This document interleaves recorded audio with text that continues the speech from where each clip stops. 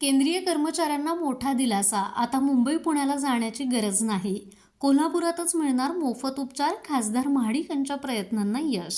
देवा, टकली करे बाबा, मला एकदाची टकली कर. का पुरुष टकले आहेत तेवढे बस नाही का? अहो काय करू, बॉबकट करायला सुद्धा केसच राहिले नाहीत. पूर्वी आई आजी घरीच तेल करायच्या. दाट लांब सडक सुळसुळीत केस असायचे, गळायचेच नाहीत. पण आता आई आजीलाच तेल करता येत नाही ना, मग काय करायचं? काळजी नको, तोडकर संजीवनीनं तयार केलेलं आई आजीच्या हातचं तेल केस प्रभा आल्मंड प्लस तेल. लहानांपासून मोठ्यांपर्यंत उपयोगी तोडकर संजीवनीचे केस प्रभा सर्वत्र उपलब्ध.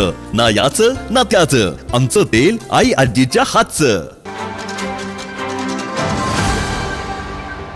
कोल्हापूरसह पश्चिम महाराष्ट्रातील तब्बल 2 लाखांपेक्षा अधिक केंद्रीय कर्मचारी, सेवानिवृत्त कर्मचारी आणि त्यांच्या कुटुंबासाठी एक अत्यंत दिलासादायक मोठी बातमी आहे. केंद्र सरकारच्या आरोग्य योजनेचा म्हणजेच CGHSचा लाभ आता थेट कोल्हापुरातच मिळणार आहे. खासदार धनंजय महाडिक यांच्या सातत्यपूर्ण पाठपुराव्यामुळे कोल्हापुरातील 2 नामांकित खासगी रुग्णालयांचा या योजनेत समावेश करण्यात आला आहे.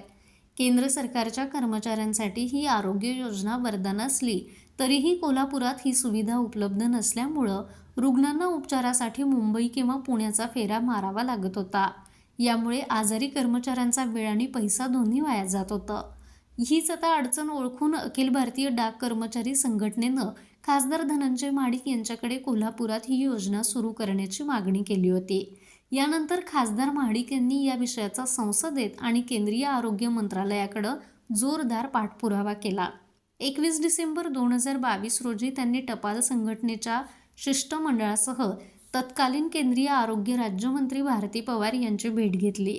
तर 2 मे 2023 रोजी थेट संसदेतच हा प्रश्न लावून धरला. खासदार महाडिक यांच्या या सर्व प्रयत्नांना आता मोठं यश आलंय.